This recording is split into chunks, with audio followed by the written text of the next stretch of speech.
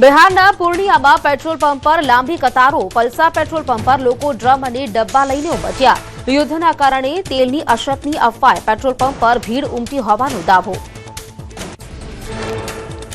આજે ભૂકંપના બે અલગ અલગ આંચકા અનુભવાયા। કચ્છના દુધાઈમાં 3.3ની તીવ્રતાનો આંચકો, નવસારીના વાંસદામાં 2.7ની તીવ્રતાનો આંચકો ધરાધ્રુજતા લોકોમાં ભયનો માહોલ। આગળ વાત કરીએ। થોડા સમય પહેલા કોંગ્રેસ નેતા પાલ આંબલિયાએ સ્લેબને લઈને સવાલો કર્યા હતા અને તેમણે પીજીવીસીએલ પર ગંભીર આરોપો કર્યા। સ્લેબમાં ગ્રાહકો છેતરાયા હોવાના આક્ષેપો તેમણે કર્યા હતા, જે અંગેનો વિડીયો પણ વાયરલ થયો હતો। આ અંગે પીજીવીસીએલના એમડી કેતન જોશીનું નિવેદન સામે આવ્યું છે। તેમના જણાવ્યા મુજબ વાયરલ વિડીયોને સત્યથી વેગળો ગણાવ્યો। ગુજરાત ઇલેક્ટ્રિસિટી રેગ્યુલેટરી કમિશનના નિયમો મુજબ જ બિલિંગ થાય છે। સામાન્ય ગ્રાહકોને દર મહિને બિલ આપવાની વ્યવસ્થા છે।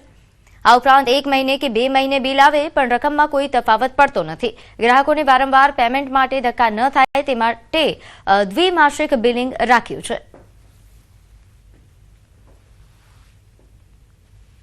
જે આ બાબત એકદમ સત્યથી વેગળી અને ભ્રામક છે।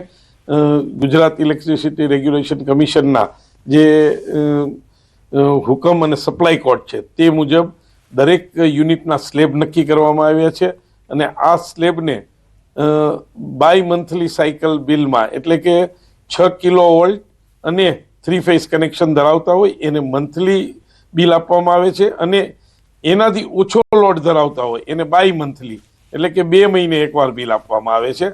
એટલે 1 પણ રૂપિયો વધારાનો લેવામાં આવતો નથી। સ્લેબમાં ગ્રાહકોને પૂરેપૂરું વળતર આપવામાં આવે છે।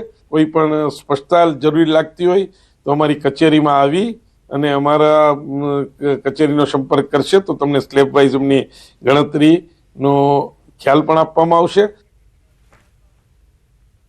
દ્વારકાના ખંભાળિયામાં ટેમ્પો અને બાઇક વચ્ચે ગંભીર અકસ્માત સર્જાયો। પૂરપાટ ઝડપે આવતા ટેમ્પોએ બાઇક સવારને અડફેટે લીધો। અકસ્માતમાં બાઇક સવારનું ઘટના સ્થળે કરુણ મોત નીપજ્યું। ઘટનાની જાણ થતાં ખંભાળિયા પોલીસે અકસ્માતનો ગુનો નોંધી વધુ તપાસ હાથ ધરી છે। ટેમ્પો ચાલકની બેદરકારી અને જોખમી ડ્રાઇવિંગના કારણે અકસ્માત સર્જાયા હોવાની લોકોમાં હાલ આ ભારે રોષ વ્યાપ્યો છે। તો ટેમ્પો અને બાઇક વચ્ચે ગંભીર અકસ્માત સર્જાયો, જેમાં બાઇકના ટુકડે ટુકડા ભૂલી ગયા। આ પ્રકારના દ્રશ્યો પણ સામે આવ્યા છે। અકસ્માતમાં બાઇક સવારનું કરુણ મોત થયું। આ પ્રકારની ઘટનાથી લોકોમાં ભારે રોષ વ્યાપ્યો છે। ટેમ્પો ચાલકની બેદરકારી અને જોખમી ડ્રાઇવિંગના કારણે અકસ્માત સર્જાયા હોવાનો આક્ષેપ છે, જેને લઈને લોકો રોષે ભરાયા।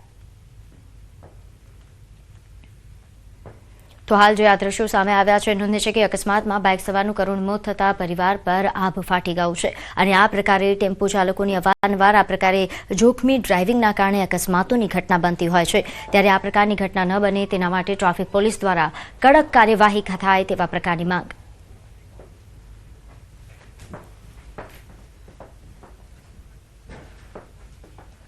સમાચારોમાં હાલ બસ આટલું જ। આપ જોતા રહો ન્યૂઝ 18 ગુજરાતી। નમસ્કાર।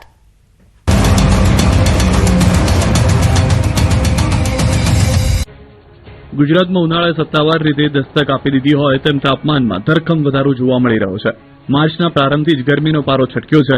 તાપનું ટોર્ચર શરૂ થઈ ગયું છે। મોટાભાગના જિલ્લાઓમાં તાપમાનનો પારો 35 ડિગ્રીએ પહોંચી ગયો છે। રાજકોટમાં તો તાપમાન 40 ડિગ્રીને અડું થઈ રહ્યું છે। રાજકોટ 39.2 ડિગ્રી સાથે સૌથી ગરમ શહેર રહ્યું તો અમદાવાદ